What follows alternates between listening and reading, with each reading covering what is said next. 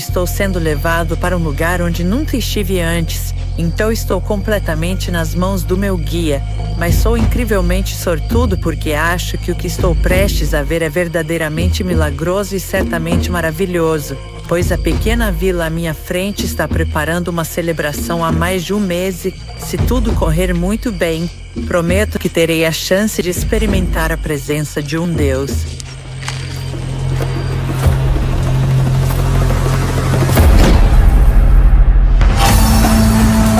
Estou explorando os tesouros culturais da Índia, guiado por seus maiores especialistas. Há tanto para descobrir aqui, até onde os olhos podem alcançar. Revelando riquezas históricas de classe mundial e histórias humanas revolucionárias. Uma ferrovia de montanha que conecta o antigo e o moderno. Somos as pessoas mais felizes. Exclusivo. Maravilhas duradouras da arte e arquitetura medievais. Então você é um veículo da história, mas isso é uma coisa incrivelmente linda. E uma cidade abandonada de 500 anos, uma metrópole antiga e esquecida que se ergue majestosamente no meio do nada. Este é, sem dúvida, o lugar mais extraordinário e fascinante que já tive o privilégio de visitar. Teria sido absolutamente fantástico estar lá dentro, vivenciando a energia vibrante e pulsante de vida que outrora preenchia cada canto e cada rua desta cidade histórica. Eu, pessoalmente, viajo para a Índia há muitas décadas, seguindo e explorando as ideias inspiradoras e as filosofias pioneiras que surgiram e se desenvolveram a partir deste subcontinente incrivelmente rico em cultura e sabedoria.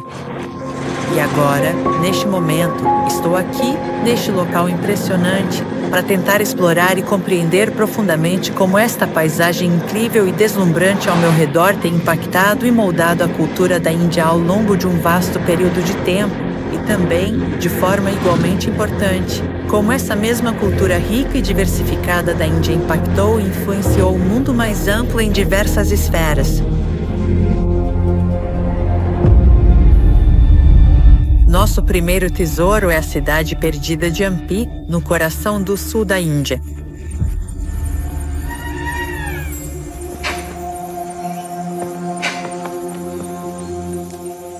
Disseram-me que no topo desta colina, a 520 metros acima do nível do mar, há uma experiência incrível.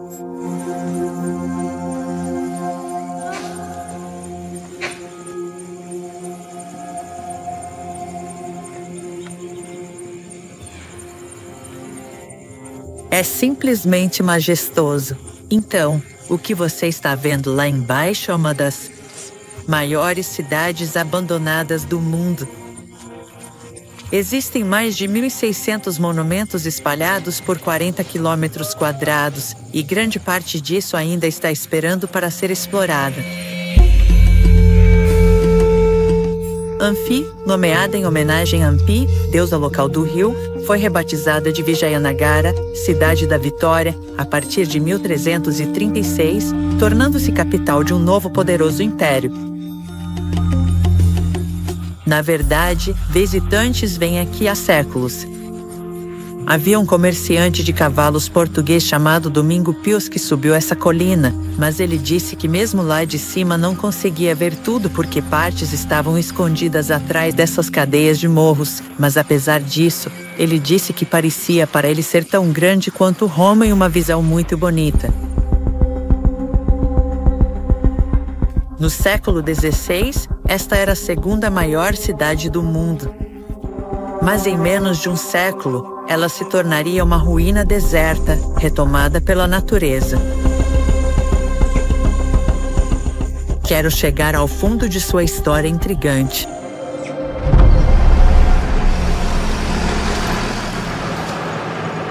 Há um homem chamado Arjun Bhatt que dedicou a sua vida a este lugar, tornando verdadeiramente o trabalho de sua vida. Então, eu realmente, sinceramente espero. Ele vai decodificar um pouco para mim. Olá, que bom ver você. O prazer é meu. Meu nome é Arjuna. Este é o lugar mais extraordinário. É tão incrivelmente grande e vasto, com uma beleza que se estende por todos os lados. Sim, então é um lugar verdadeiramente muito romântico aqui, com uma atmosfera encantadora e paisagens deslumbrantes que convidam ao amor e à contemplação. Imagino que deve haver uma razão muito prática e estratégica, talvez relacionada à defesa, ao comércio ou aos recursos naturais abundantes, para eles terem construído uma cidade de tamanha importância e magnitude exatamente aqui, neste local tão específico e privilegiado. Sim, com certeza. Se você olhar ao redor, essas colinas de pedras serviam como uma linha natural de defesa. E o próprio rio, sabe, também era difícil de atravessar. Mas o rio fornecia recursos para construir uma grande cidade e sustentar uma população numerosa. Seu sofisticado sistema de abastecimento de água, represas, aquedutos, poços e água, tornou Vijayanagara a inveja do mundo. É Abdul Raza, não é? Aquele renomado e respeitado estudioso persa, um erudito de grande sabedoria e perspicácia, que dedicou sua vida a registrar e descrever, de forma tão eloquente e lindamente detalhada, sobre este lugar fascinante e historicamente significativo. Suas obras são verdadeiras joias literárias que nos transportam para a época e nos permitem compreender a riqueza cultural e comercial deste ponto crucial. Você ouve, e de fato se aprofunda, em muitos detalhes e informações sobre a vasta gama de coisas e mercadorias preciosas que eram intensamente comercializadas e trocadas aqui, neste vibrante centro de comércio, que florescia com uma diversidade impressionante de produtos e bens de valor inestimável, provenientes de diversas partes do mundo conhecido. Brocados da China. Especiarias da costa de Malabar, cavalos do porto de Hormuz. Sim, há um relato que diz que é muito difícil atravessar as ruas porque há muitas pessoas e muitos elefantes. Então você só precisa imaginar, sabe, manadas de elefantes aqui e essa verdadeira mistura de uma multidão internacional. Então, quem exatamente eram as pessoas de Vijayanagara? 700 anos atrás, os governantes hindus de Hampi expandiram seu reino por quase todo o sul da Índia, combinando o poder militar com o patrocínio de estudiosos, poetas e artistas. E eles não faziam nada pela metade. Isso é incrivelmente impressionante. Esse Ganesha foi esculpido em um único bloco de granito? Sim. Este é o maior monólito de Ganesha. Quando você vem para a Índia, percebe que os deuses, deusas, espíritos e semideuses, muitos deles são metade humanos, metade animais. Isso te diz algo sobre a psique da crença aqui? Sim. Existe divindade em todas as formas possíveis. Todos nós fazemos parte de uma só consciência. Por que Ganesha está à entrada da cidade? Ele é considerado removedor de obstáculos. Por isso, você frequentemente vê Ganesha nas entradas das casas. Neste caso, bem na entrada de Hampi, a primeira divindade que você vê é Ganesha. Então, com certeza há uma mensagem aí, não é? É como se dissesse que está em uma cidade onde tudo é possível. Sim, todos são bem-vindos e tudo pode se tornar possível aqui.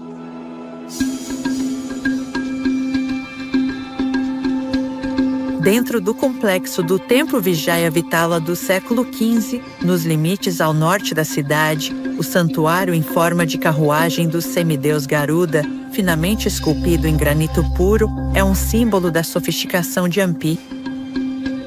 E esculturas próximas oferecem uma pista vital para o sucesso do reino.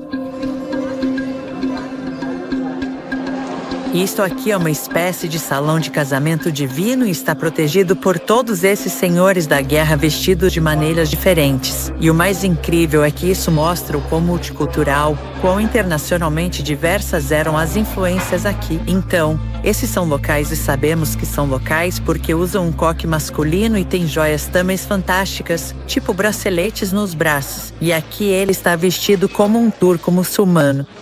Um senhor da guerra, com aquele turbante incrível e uma espada curva, tipo cimitarra.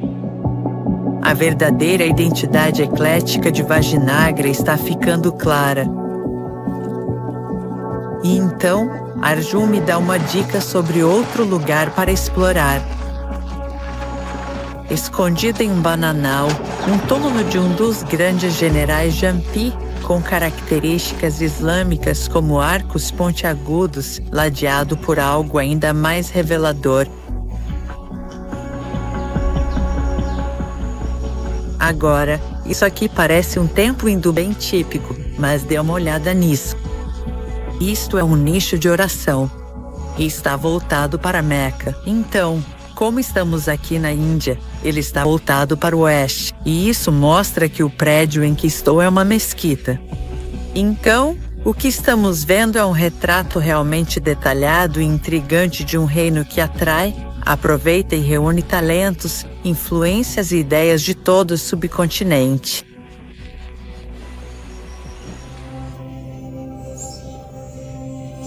Que esses dias de glória cosmopolita estavam destinados a acabar em 1565, após séculos de turbulência, Vijayanagara finalmente sucumbiu a uma coalizão de potências vizinhas que invadiram pelo norte. Dizem que as atrocidades foram muitas e ferozes, e grandes áreas da cidade foram queimadas até o chão.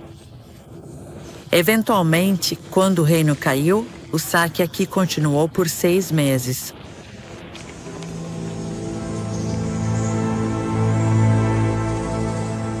O império nunca se recuperou. O sul da Índia foi dilacerado por dinastias em guerra. A unidade só seria restaurada 400 anos depois. Esta era uma cultura que sabia como trabalhar com os recursos da natureza e também entendia a importância de convidar novas pessoas para dentro de suas fronteiras e limites. É um lembrete do poder e do valor da harmonia. A harmonia é uma palavra realmente interessante porque, se você olhar em várias línguas, no latim e na língua base de muitos idiomas indianos, não é uma palavra suave. Há algo realmente ativo sobre encaixar, consertar e misturar juntos. E isso nos mostra que nós, na verdade, estamos em nosso ponto mais forte, mais harmonioso, quando podemos não ser apenas iguais, mas todos diferentes.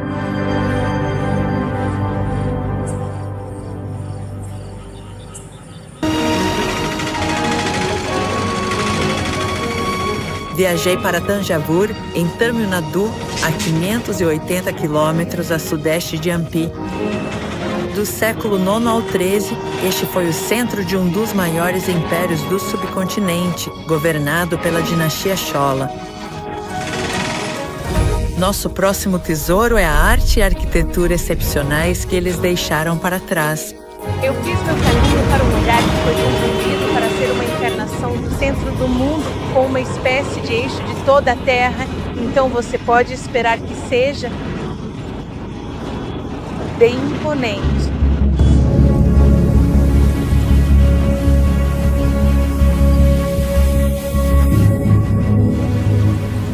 Todo este templo é feito de granito, então é extraordinário o nível de detalhes que eles conseguiram criar a partir desta pedra. O que você vai pensar é que ela tem 1000 anos.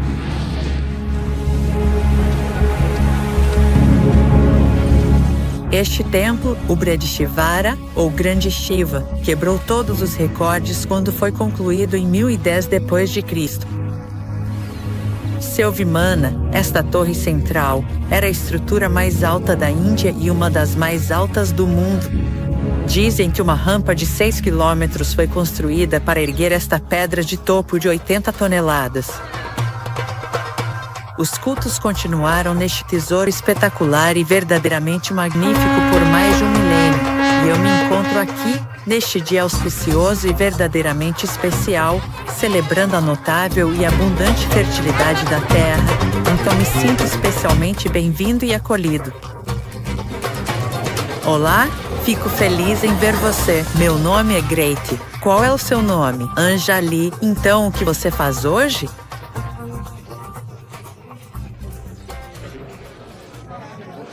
Então, o que essas moças me disseram é que vieram em um dia de festival e esses colares vermelhos são um sinal de que vieram ao templo e terão mais sorte. É um prazer conhecer você. Obrigado, muito obrigado. Tchau.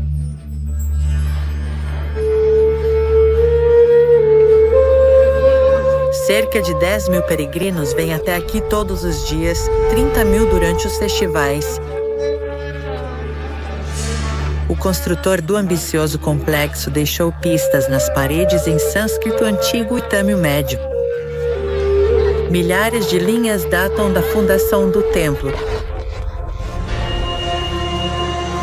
Doutora Bhavani, especialista em inscrições da Índia, ofereceu-se para me ajudar a interpretar as evidências. Então... O que diz? Raja, Raja. E ao vivo ela decodifica as mensagens sânscritas. Kevari significa leão. Ele é um leão para outros reis. Como um leão. Então ele é como o rei da selva. Sim, incrível. Moli significa diadema. Coroa, coroa. Então somos o diadema dos reis inimigos como uma guirlanda.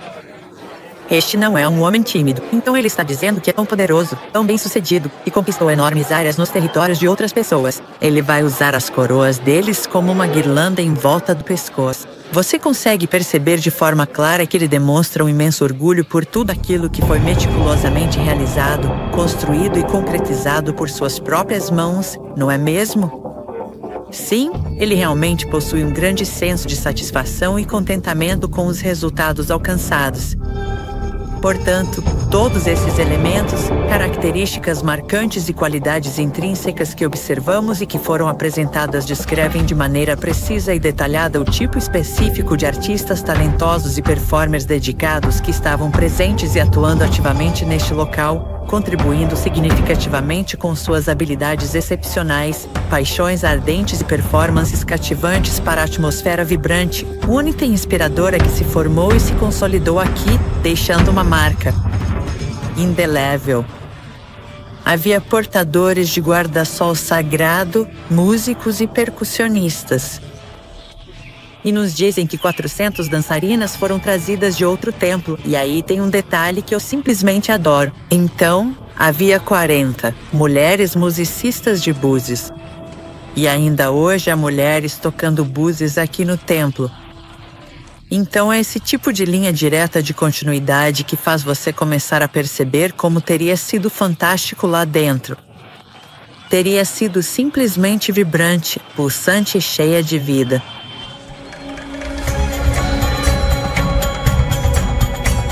A enorme cadeia logística do templo também é detalhada, incluindo as 54.000 bananas por ano oferecidas ao deus de cabeça de elefante, Ganesha.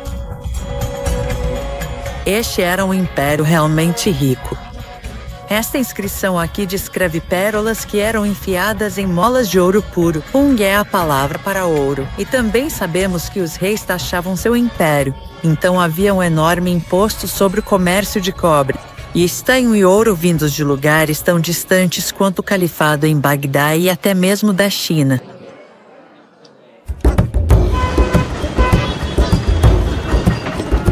Dois desses metais, cobre e estanho, foram responsáveis por impulsionar o auge da cultura chola, esculturas icônicas conhecidas como bronzes chola.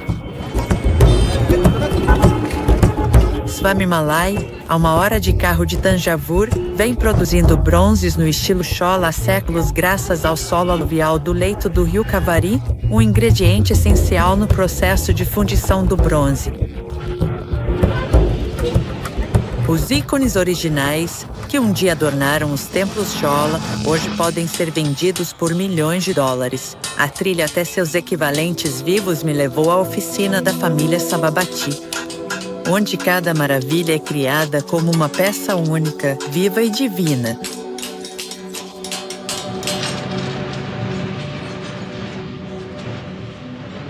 Você sabe há quanto tempo sua família fabrica esses bronzes? Quantas gerações atrás? Somos a 10ª geração trabalhando aqui em Swamimalai Malek.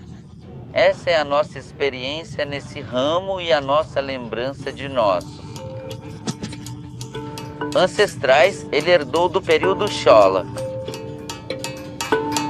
Então você é um recipiente da história. Isso é algo incrível e belo. Os 3 irmãos que trabalham aqui usam a antiga técnica da cera perdida.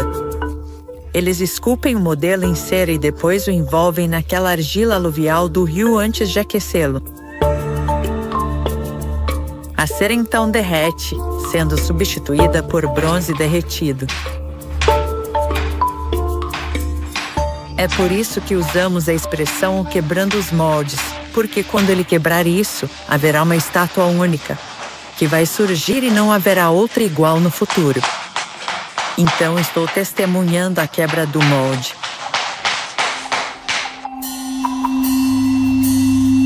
Quando uma estátua é finalizada como obra de arte, há um último passo.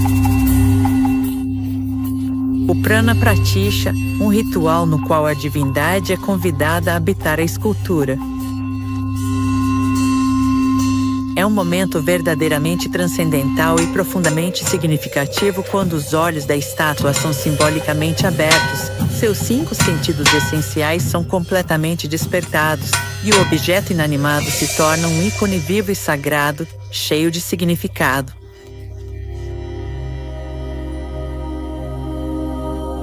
É simplesmente incrível ver isso, porque eu conheço as estátuas do mundo antigo que são tratadas assim e recebem guirlandas de flores, então é maravilhoso presenciar isso. Muito obrigado.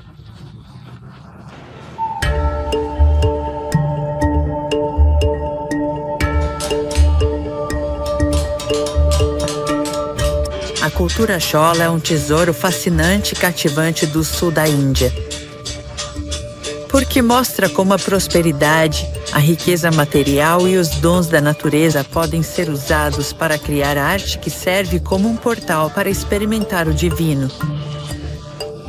E também agora, no século XXI, isso nos dá uma janela fascinante para um mundo medieval rico, sensual, confiante e celebratório.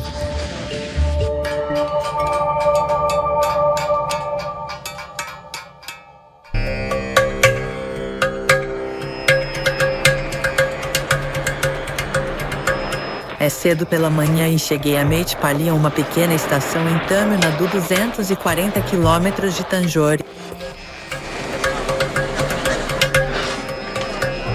Estou a caminho do nosso próximo tesouro, as paisagens e a cultura das montanhas Nilgiri. Viajar de trem é basicamente o meu lugar feliz. Então, se você combina uma viagem de trem com patrimônio, então eu estou no paraíso. Mas é uma questão interessante aqui, claro, porque muitos dos trens foram construídos por colonizadores covardes. Então, estou prestes a encontrar alguém que vai me levar a um trem histórico extraordinário. E vai ser muito interessante descobrir se, sabe, ele acha que é mais do que apenas um pouco de nostalgia colonial e arquitetura. Oi, de Metupalaya, o histórico e pitoresco trem a vapor sobe serpenteando lentamente pelas majestosas e exuberantes Nilgiris, uma parte integrante da vasta e antiga cadeia de montanhas Western Ghats, que efetivamente separa o estado de Tamil Nadu do estado vizinho de Kerala, até a encantadora e elevada cidade de Oudh.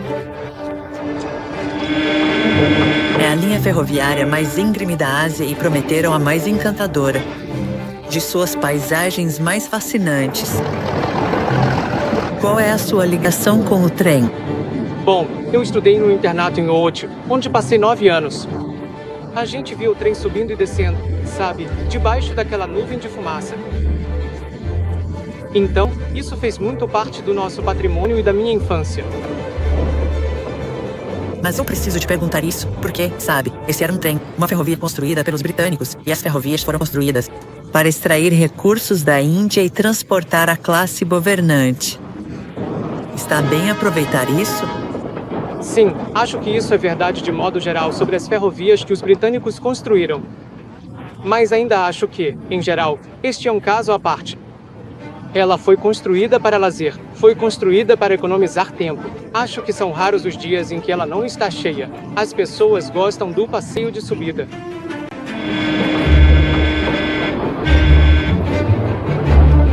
Idealizada pela primeira vez em 1854, essa linha só foi totalmente inaugurada em 1908, mas, quando foi concluída, já era uma maravilha pioneira, ostentando 16 túneis e 250 pontes. Mas eu sinto que, para você, não é só essa grandiosidade da engenharia que te encanta. Tem algo mais. Por que isso é tão especial para você? Quer dizer, é especial por vários motivos. É a única ferrovia de pitola média na Índia. É a mais íngreme. É a única ferrovia de cremalheira, por exemplo. Mas, para mim, além de tudo isso, o que a torna única é o fato de ser tão lenta, sabe? É o mais próximo que se pode chegar de uma caminhada na floresta enquanto se está sentado. E sabe, é muito interessante porque os neurocientistas dizem que gostamos de viajar de trem porque podemos viajar e pensar ao mesmo tempo. Então talvez seja uma série de ideias. Absolutamente. E há uma certa intimidade nessa jornada. Quero dizer, basta olhar para fora. São apenas árvores quase à distância de um braço. É simplesmente lindo. E nós estamos parando. Estamos parando. O trem faz várias paradas durante a viagem em estações com nomes como Rumead e Lugrov Lovedale, onde até os macacos locais conhecem os horários. Esse é meu almoço. Eles vão subir. Fantástico. Acho que consegui chegar na frente com um Blair.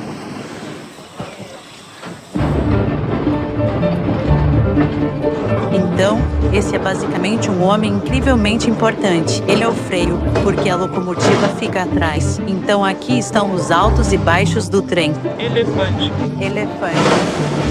Aham, bem aqui. Ah, é cocô de elefante. É isso aí. Cocô de elefante. Olhar. Posso mostrar os elefantes na linha?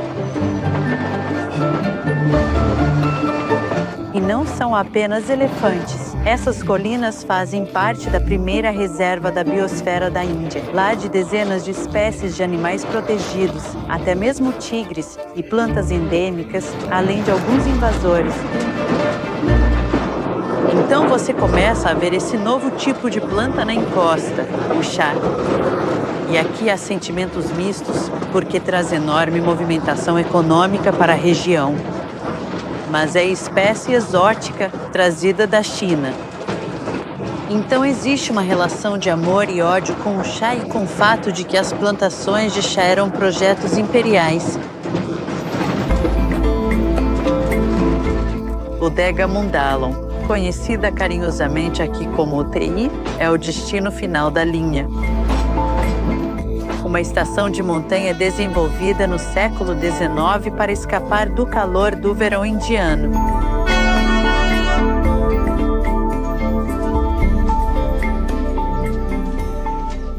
Obrigado, obrigado. Boas lembranças. Sim, vamos agora finalmente começar a voltar para casa.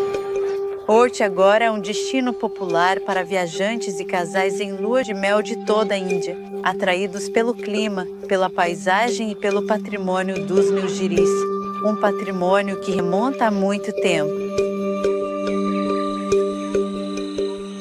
Há evidências de cavernas nessas montanhas de habitação aqui desde o período neolítico e, na verdade, comunidades budistas antigas vieram para essas encostas no 4º ou 3º século antes de Cristo e começaram a prática de adorar, de veneração dessas árvores maravilhosas. Mas também existe uma comunidade centenária que ainda está aqui, presente e ativa.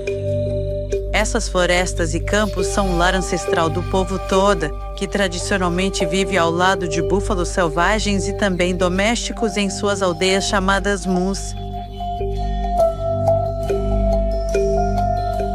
Tenho o privilégio de ter sido convidada para conhecer um grupo de mulheres Toda, as guardiãs da cultura de sua sociedade, em sua casa nos arredores de Ourti. Como você está? Como você está? Meu nome é Dita. Sou parcialmente bem-vinda porque, como elas, sou vegetariana desde sempre. E imediatamente fico com inveja dos penteados fabulosos delas. Me disseram que eles são torcidos com coalhada de búfala. A chegada do trem e o desenvolvimento da estação de montanha viraram o mundo dos Toda de cabeça para baixo. Mas, curiosamente, eles preservaram uma herança animada que documenta choque de culturas. No século XIX, uma senhora estava sentada na montanha e viu o trem passando. E ela compôs uma música sobre o trem. Sempre que víamos o trem, costumávamos cantar a música.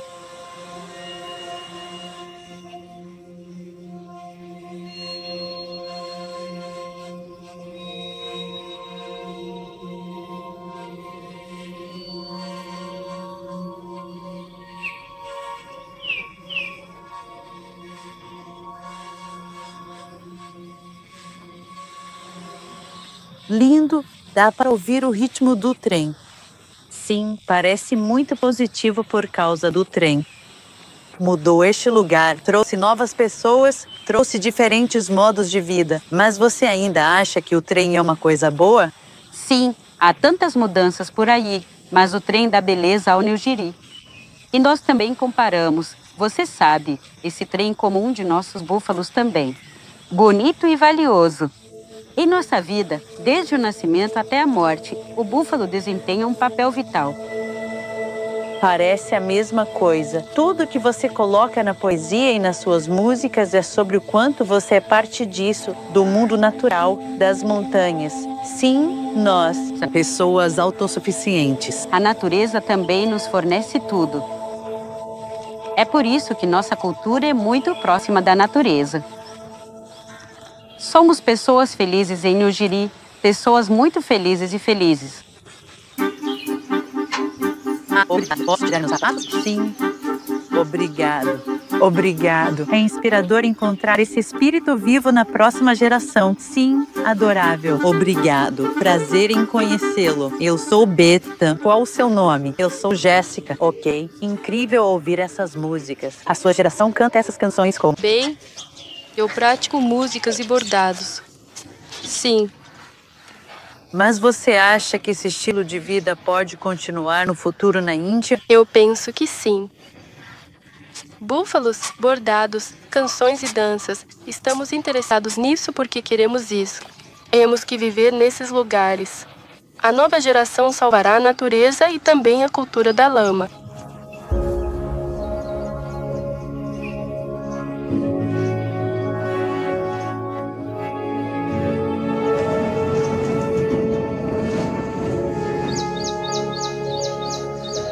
As montanhas New Jiri são uma maravilha da Índia, não só por toda essa biodiversidade extraordinária e pelas inovações de engenharia que inspiraram, mas também porque parece haver um tipo de espírito positivo aqui.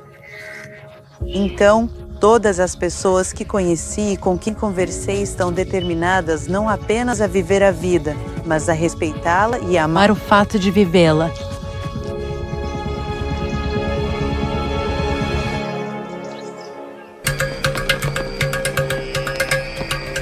Nosso tesouro final é a cultura ancestral da costa de Malabar e de Kerala, no sudoeste tropical do país. Todos os anos, entre outubro e maio, os bosques sagrados, templos e casas ancestrais do norte de Malabar recebem eventos extraordinários. Fui convidado aqui para presenciar algo incrivelmente especial, algo que é completamente único nesta parte de Kerala. Não é apenas uma apresentação, é uma dança devocional que alguns antropólogos acreditam ter origens que remontam ao período neolítico, a Idade da Pedra. Só preciso encontrar meu amigo que me disse para vir aqui. Racha, racha, racha, olá, olá. Que prazer te ver. Como foi aparecer? Eu estava bem, foi bom. Oi? Oi? Racha me trouxe aqui para vivenciar um Tiatum, uma cerimônia que remonta à pré-história, combinando tradições antigas poderosas e rituais matriarcais com o hinduísmo contemporâneo. Teia significa Deus no idioma local daqui. É o mesmo que as nossas palavras como teologia e ateísta, então tem a mesma raiz. Atom significa dança, então isso é uma dança dos deuses.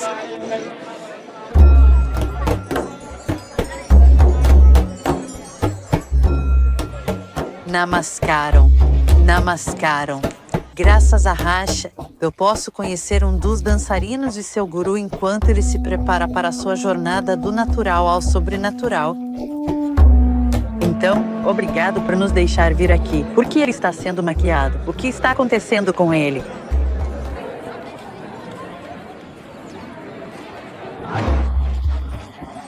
Então, ambos, de fato, são importantes. Depois da maquiagem, quando ele se olha no espelho, ele vê Deus, não vê a si mesmo.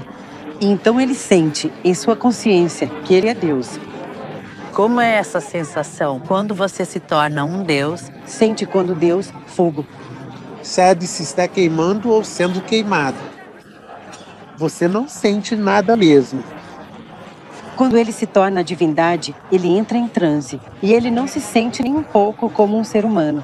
E ele anda sobre o fogo, ponto, se está queimando. Ele não sente porque não está aqui, ponto, ele não está em seu corpo.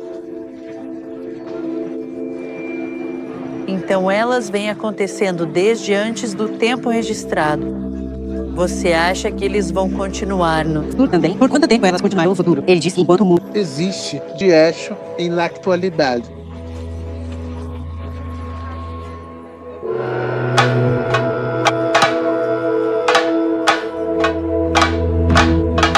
Esses dançarinos não estão desempenhando o papel de deuses. Eles serão fisicamente habitados, possuídos pelas próprias divindades.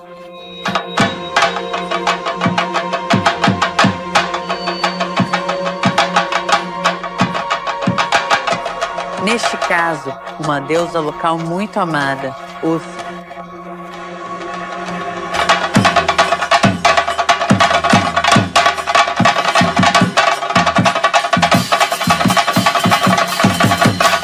Os tambores são inacreditáveis.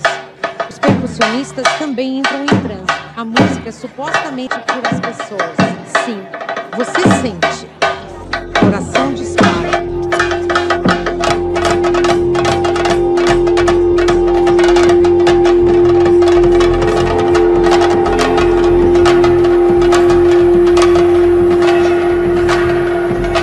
A Noite Ponto é uma façanha impressionante de resistência para os espectadores, nos músicos e dançarinos.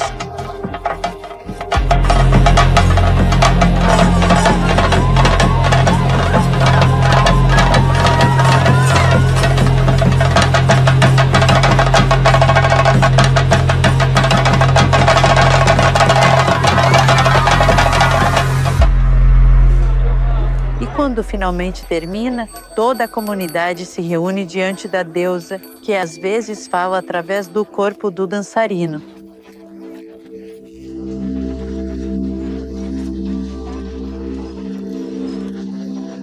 Eu realmente não esperava receber uma bênção tão grandiosa e inesperada.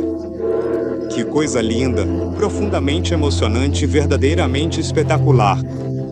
É uma experiência incrivelmente avassaladora e absolutamente inesquecível.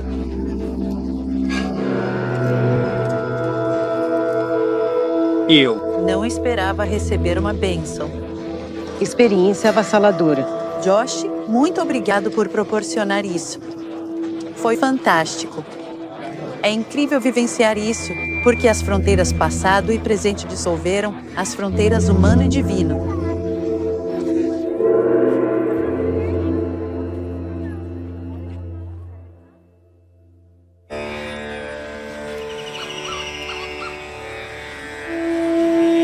Depois da emoção da noite, estou de volta à estrada, explorando outro fragmento de história viva que, assim como o teatro, tem raízes que remontam à Idade da Pedra. Então estou viajando pelos Bhakvaters de Kerala, 900 quilômetros de lagoas, lagos, rios e canais que há muito tempo atraem comerciantes do mundo todo. A mercadoria mais preciosa negociada aqui eram as especiarias, e sabemos que esse comércio remonta a mais de 5.000 anos.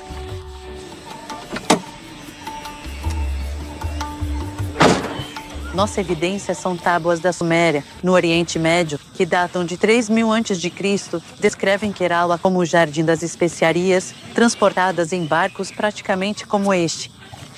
Oi, tudo bem se eu subir a bordo? Obrigado.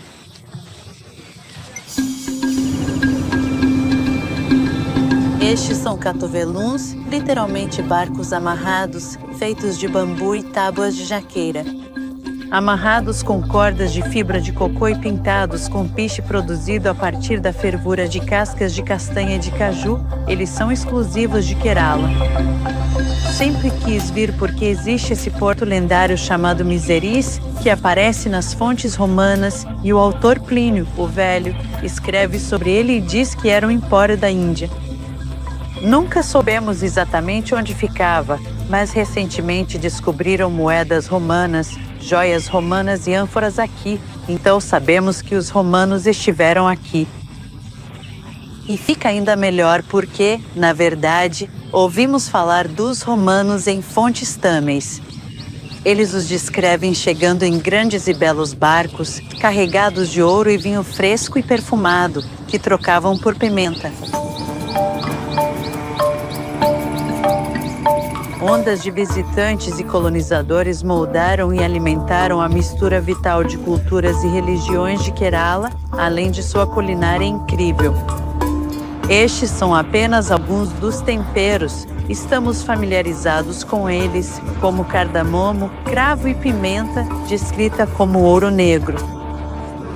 Ele vem do latim species, que significava algo que era comercializado e tinha um valor especial. Então, temperos são literalmente especiais. O cozinheiro do navio, Raul, usa alguns dos preciosos tesouros aromáticos de Malabar para preparar um almoço rápido e delicioso para a equipe, enquanto Tânia Abraham vem compartilhar sua valiosa experiência sobre a profunda influência cultural dos temperos. É tão abundante aqui. Estamos cercados por bando de pássaros e coqueiros. Você consegue praticamente sentir a fertilidade transbordando da terra aqui. Com certeza. Acho que o principal motivo de termos uma composição cultural tão eclética em Kerala é por causa do comércio que tivemos ao longo dos séculos.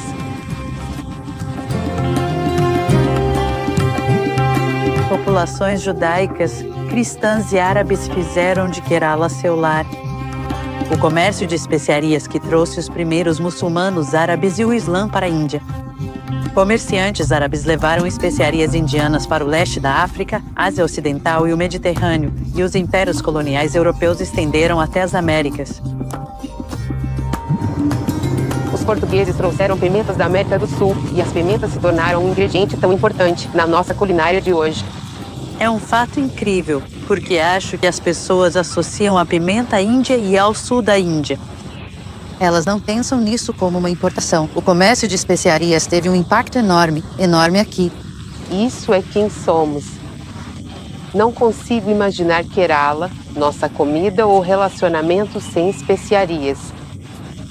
É a alma da terra. E isso mostra como a ecologia, a natureza e o mundo natural realmente impactam a história humana. Não teríamos essa história, não teríamos culturas, não teríamos religiões, não teríamos harmonia pelo comércio de especiarias.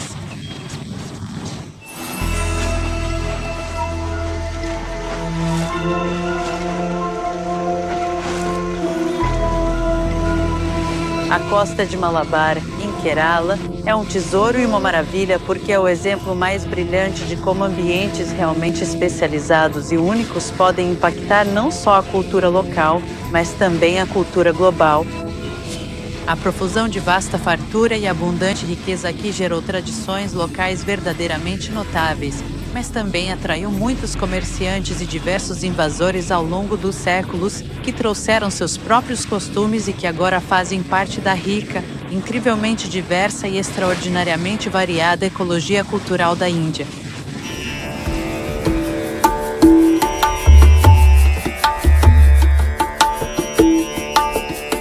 Sou extremamente sortudo por tantos sul-indianos, criadores de búfalos e peregrinos, historiadores e artistas terem se oferecido para compartilhar comigo seu patrimônio repleto de tesouros.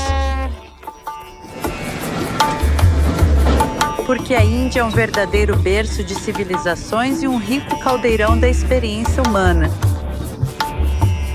Este é um lugar onde os milênios ajudaram a fermentar ideias e inovações, correntes de cultura que se fundiram, para criar um amplo e verdadeiramente maravilhoso rio de história, um rio que nutre a própria e rica Índia e muitos outros povos e nações além dela.